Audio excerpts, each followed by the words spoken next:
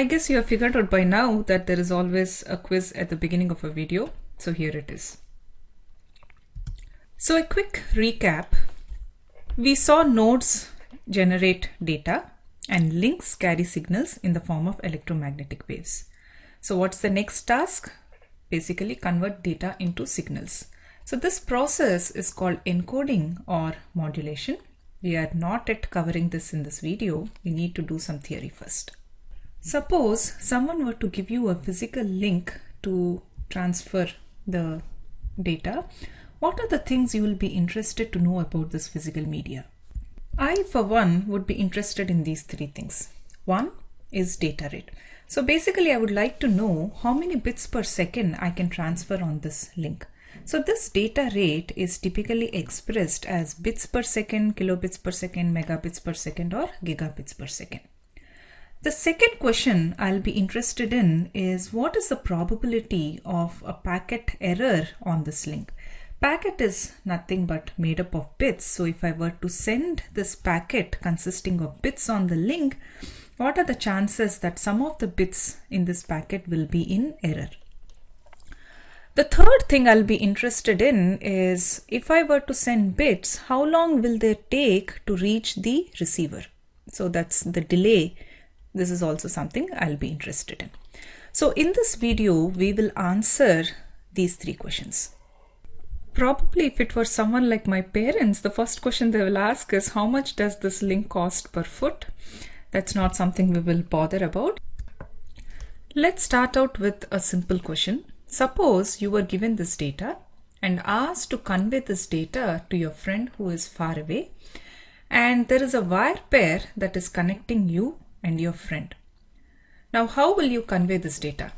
Now, I don't want to hear this. So think about it. You may have some other interesting way, but a simple method is to represent the bits by voltage levels. For example, 1 is represented by the positive voltage level X volts and 0 is represented by a negative voltage level minus X volts.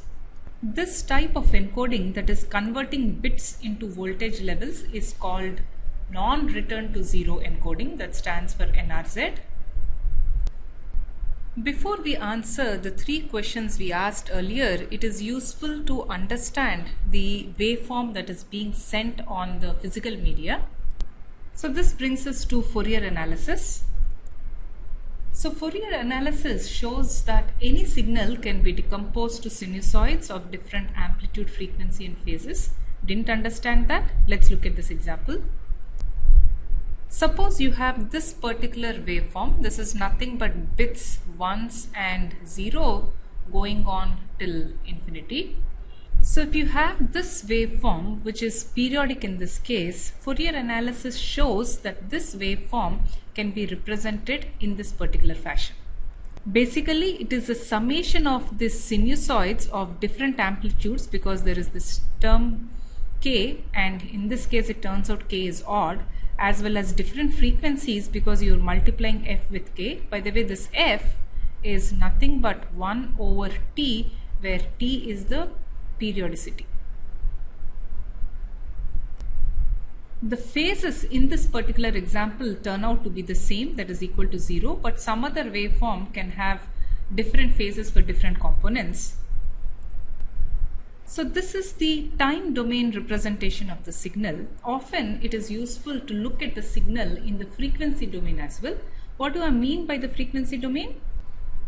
Basically, it lists the frequency components that are present in this particular signal. If you see here, since k is odd, the frequency components, the sign terms that are present correspond to f, 3f, 5f, 7f, so on.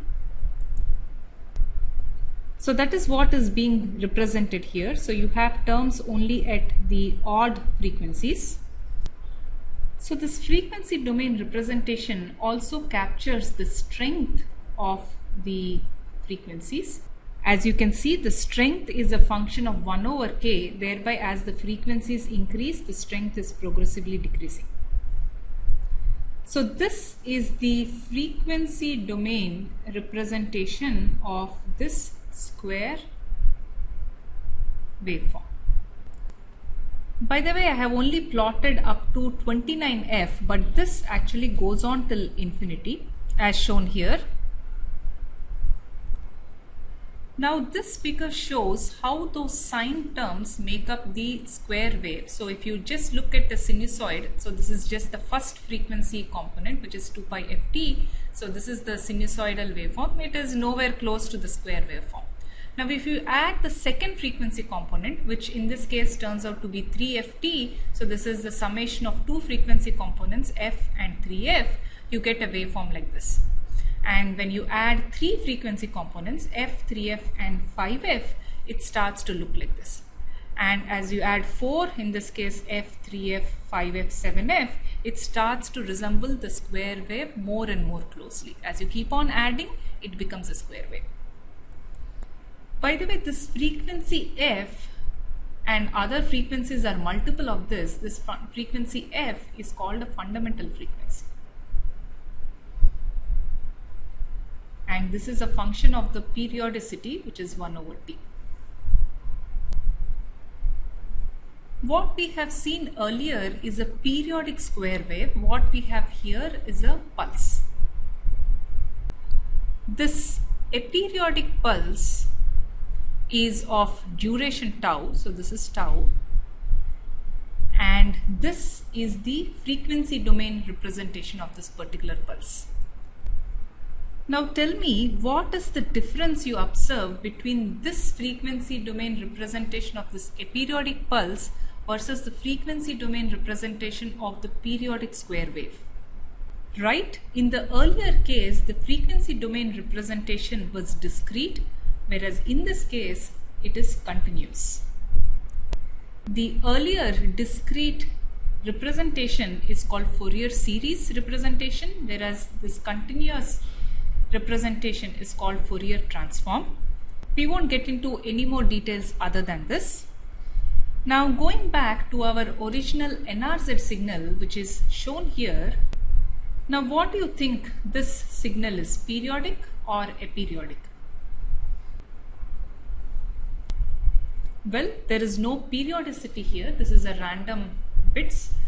This is the frequency domain representation of this NRZ signal. I'm calling it random because in a generic case, the ones and the zeros are chosen with equal probability of half. We are going to define two terms in this context. One is the spectrum of a signal, another is the bandwidth. So the spectrum of a signal is nothing but the range of frequencies it contains. So this signal contains all these frequencies. In fact, these frequencies go all the way till infinity. Now the bandwidth is nothing but the width of the spectrum, that is all the frequency components that are present as part of this particular signal. Now what is the bandwidth of this random NRZ signal? Now don't look at this and answer 1 over t. Simple, the absolute bandwidth of an NRZ signal is infinity because it has frequency components ranging all the way till infinity. One thing to notice here is that the energy of the signal is concentrated more in this band, roughly let's say until here, and it progressively decreases as the frequencies increase. So what this means is if some of these higher frequency components are eliminated, you can still recover the signal. The signal is no doubt distorted, but still you should be able to recover it. So instead of absolute bandwidth, which can often be infinity for these aperiodic signals, what is often used is called effective bandwidth. The bandwidth that helps recover the signal. For this NRZ signal, what is often used is this first null bandwidth, basically the position at which you hit the null, which is where the strength falls off to 0, that is equal to 1 over t. So that is the first null bandwidth. For this NRZ signal, what is this 1 over t? This is nothing but the data rate of the NRZ signal, because as you can see here, each bit is of duration t, that is you are sending one bit every t seconds. Let's spend a little bit more about understanding the bandwidth of signals. Suppose I took an NRZ signal with an absolute bandwidth of infinity and I were to pass it over a link which has finite bandwidth. We talked about link bandwidths earlier. The question that is interesting here is how much link bandwidth do I need to provide to recover the signal properly? So here is an NRZ signal with an absolute bandwidth of infinity. The bit duration is T. In this particular case, let's say we set the bit rate to 2000 bits per second. So here is a spectrum of this NRZ signal. So the first null bandwidth is 1 over T. For this particular case, how much does this correspond to? 2000 Hertz, right? Because this is equal to the data rate. Now suppose I were to pass this signal over a link with bandwidth of only 800 Hertz. So this is the link bandwidth. What this basically means is I'm going to pass these components. Let's assume this is 800 Hertz. All these other components I'm just going to eliminate, because the link will not pass those other frequency components. Then the received signal will look something like this. As you can see, you can make mistakes here because even here there is some positive voltage level where you could interpret a 0 as 1. Now if you were to pass it through a link with bandwidth 1000 Hertz, this is how the signal is going to look. Now as you can see, as you increase the link bandwidth, you are now going to get a waveform that resembles the transmitted waveform closer and closer. So the interesting question here is, what is the minimum bandwidth that I need to provide so that I can recover this sent waveform without any errors? So Nyquist tried to answer this question, and this is what he found. He figured out that the number of independent pulses that could be put through a channel per unit time is limited to twice the bandwidth of the channel. What does it mean? Basically this. So if Fp is the pulse rate and B is the channel bandwidth, that is the link bandwidth, this relation has to hold. Let's look at it from the perspective of the previous example. Now, if the pulse was binary, this is the rate 2000 bits per second. That means Fp is equal to 2000. Now, if I want to recover this pulse without error, now B should be greater than or equal to Fp over 2. That means it should be greater than or equal to 1000 Hertz. In other words, I need to provide a link bandwidth of at least 1000 Hertz if I have to recover this particular pulse waveform. Now consider this data stream, that is this signal, and let's again assume that this is being sent at a data rate of 2000 bits per second. So according to Nyquist, I need at least 1000 Hertz, but let me just say I provide infinite link bandwidth. So there is not going to be any problem recovering the signal, but I'm going to add one other thing, which is noise as part of the media, because physical media do experience noise. So what I'm going to receive is this signal, which is nothing but this signal plus the noise signal. Now if you decode this received signal, basically let's say you sample at the middle of the bit interval and find out what the voltage levels are, and you figure out that 1 corresponds to high voltage, 0 corresponds to low voltage, and you decoded this data stream, you see that you have made some errors. The errors are in these locations where basically the noise happens to peak. Now you must be wondering, what, I provided infinite link bandwidth and still I'm not able to recover the signal. What's happening? Well, Nyquist in his derivations did not consider the effect of noise, but in reality noise is very much present and its effect cannot be ignored.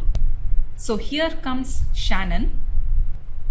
Shannon is a legend in information theory, and he considered both the channel bandwidth as well as noise. So basically he provided an upper bound to the capacity of a link. What do I mean by capacity? Capacity is the maximum achievable data rate.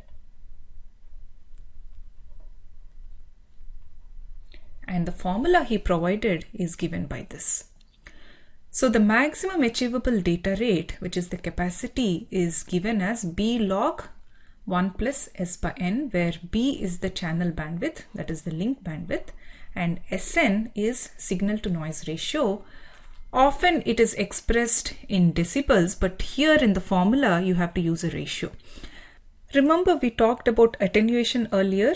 This is very similar, where the signal to noise ratio is given by this particular formula when expressed in decibels. That is, suppose if this was 30 decibels, this corresponds to a signal to noise ratio of 1000. That means the signal is 1000 times more powerful than the noise.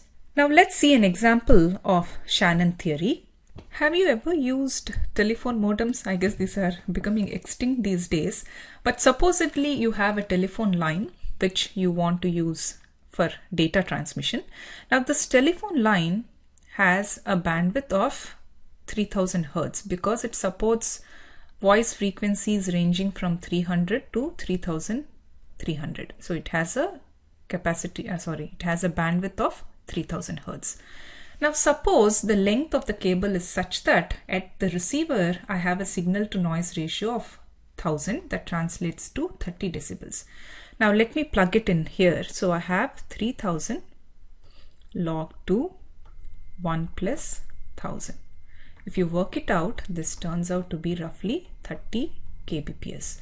So over this telephone modem, I can achieve a bandwidth of 30 kilobits per second. By the way, that is the maximum achievable rate. Now I know some of you who have used telephone modems will say, hey, I have achieved 56 kbps. Now is Shannon wrong? Definitely not. Why do you think you were able to achieve 56 kbps? Shannon, while he gave this beautiful theorem, does not specify how to achieve that particular maximum achievable data rate. In other words, he doesn't specify what type of modulation or encoding one should use to reach the limit. All the theorem claims is if the sent data rate, so this is the maximum data rate and this is the sent data rate, as long as the sent data rate is less than the maximum, there exists a coding technique which will permit transmission of data with arbitrarily small error. Real systems rarely achieve this upper bound. Let me give an example of Wi-Fi. Now Wi-Fi employs a modulation technique called 64 QAM. We will cover more of modulation in the next video. For now, just take it for granted. And it operates over a link bandwidth of 20 megahertz, and for this it needs about 27 dB. Now if I were to plug in this 20 megahertz link bandwidth and signal to noise ratio corresponding to 20 decibels, Shannon theorem tells me that I can achieve 124 Mbps. But what did this particular modulation achieve? A mere 54 Mbps. So as you can see, real systems rarely achieve this upper bound, but the goal is to try to achieve this upper bound. That's where a lot of research happens. Now Shannon also specifies that if R were greater than C, in other words, you have a maximum achievable rate, but if you were to send data that exceeds this rate, the probability of error increases without bound. What this means is you cannot recover the signal. So that's with respect to data rate. Let's move on to loss rate. In real systems, even when you set the data rate R less than the channel capacity, some errors are inevitable, except that this bit error rate is extremely small if R is less than C. Depending upon the type of modulation, this bit error rate is a function of SNR. For a given modulation, charts of SNR versus B are provided. So here is an example. This chart shows different modulation techniques, basically the way to convert bits into signals.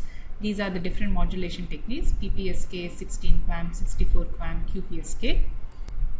For these different modulation techniques, it plots the bit error rate versus the signal to noise ratio expressed in decibels.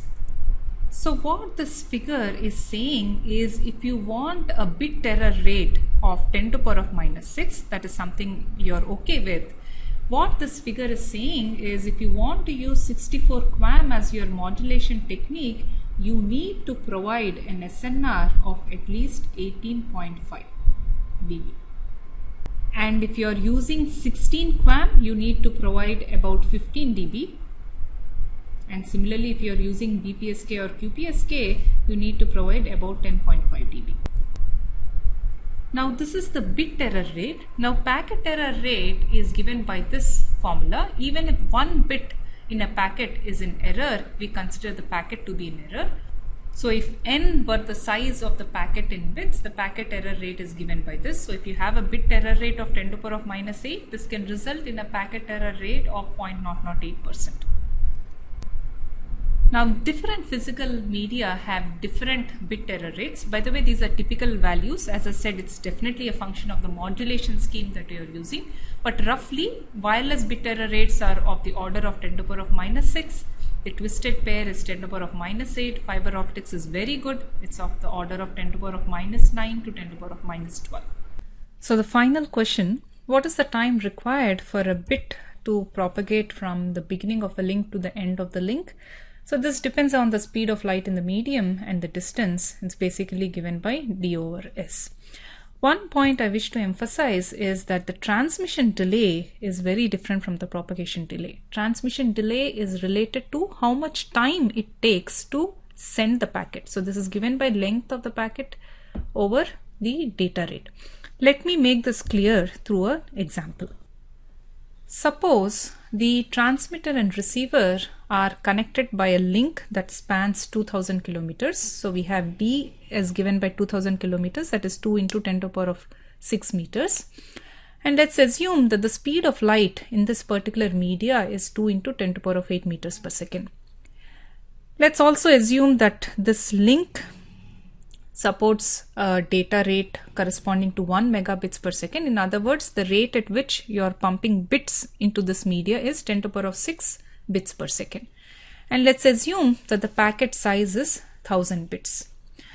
Starting at time t is equal to 0, the transmitter starts to put the bits into the media. So it's going to take some time to finish the transmission of the packet. So this is called the transmission time. Now this transmission time, as given by the formula, is equal to P by R, that is equal to 1000 over 10 to the power of 6. This is nothing but 1 millisecond. So this is the transmission time. The first bit that the transmitter put on the media is going to take some time to reach the receiver. So this one will reach the receiver only after some time. Now this time for the first bit to come from the transmitter to the receiver is the propagation time. Now the propagation time is given by d over s, that is equal to 2 into 10 to the power of 6 by 2 into 10 to the power of 8. This turns out to be 10 milliseconds. This is the first bit comes here. Following the first bit, all the other bits are also going to come. So by the time the complete packet, so this is the time at which the complete packet reaches the receiver. So this is 10 milliseconds, this time, and this is 1 millisecond. So for the receiver to fully receive the packet, it takes 10 milliseconds plus 1 millisecond, that's equal to 11 milliseconds. So why did we cover all this theory? It basically sets the background for understanding the goals of modulation. One of the goals of modulation, that is converting data into signals, is maximizing bandwidth efficiency. This is given by data rate over bandwidth required. Now the data is typically sent at a certain rate that is given by the data rate. And when you convert this data into signals, the signals require certain bandwidth for recovery without errors. So that is the bandwidth required. Naturally, when you want to support high data rates, you typically need more bandwidth. But the idea here is for a given bandwidth to extract the maximum data rate out of it as possible. Basically, try to reach Shannon limit. Now, in real systems, the bandwidth efficiency varies. There are systems with very low bandwidth efficiency and systems with very high bandwidth efficiency. These are some of the advanced systems that are being developed these days. Another goal of modulation is power efficiency, which basically captures the energy required per bit. Basically, higher energy per bit leads to better signal to noise ratio. Again, the goal here is to minimize the signal to noise ratio required for a given bit error rate. Basically, this conserves energy. And there is always a trade-off between bandwidth efficiency and power efficiency. In other words, you cannot achieve high bandwidth without sacrificing more energy. Higher bandwidths typically mean smaller bit intervals. And unless you increase the energy in this bit interval, you cannot maintain the same bit error rate. Let me show this through an example. This figure is from before, basically a plot of the bit error rate versus SNR for the different modulation techniques. In Wi-Fi, 16 QAM gives a bandwidth of about 32 Mbps and 64 QAM gives a bandwidth of about 54 Mbps. And for a given bit error rate, the SNR that is required for 16 QAM is about 15, whereas this is about 18.5 dB. So as you can see, you can provide this increase in data rate from 30 to 54 Mbps, provided you provide a 3.5 dB increase in the signal to noise ratio. What this boils down to is unless you put more energy into the bit, you cannot achieve this increase in the data rate. So a quick summary of what we learnt in this video. So through Fourier analysis, we saw that signals have a frequency domain representation. We saw the bandwidth occupied by these signals. And then we looked at some theory. Basically, Shannon showed what is the maximum capacity that you can achieve on a link. In reality, this is often dictated by the medium as well as the type of modulation you are employing, basically how you are converting data into signals. Now, we saw earlier that links distort the signals and thereby in recovery there could be errors, and the kind of errors you are going to see is again a function of how strong your signal is relative to noise as well as the type of modulation you are employing. These are provided in the form of charts. And we also saw that the speed of light in a media varies depending upon the media, and this accordingly dictates the delay it takes for a bit to propagate in a media. Based on all this, we also understood the goals of modulation, basically bandwidth efficiency and power efficiency. Now we are ready to look at modulation.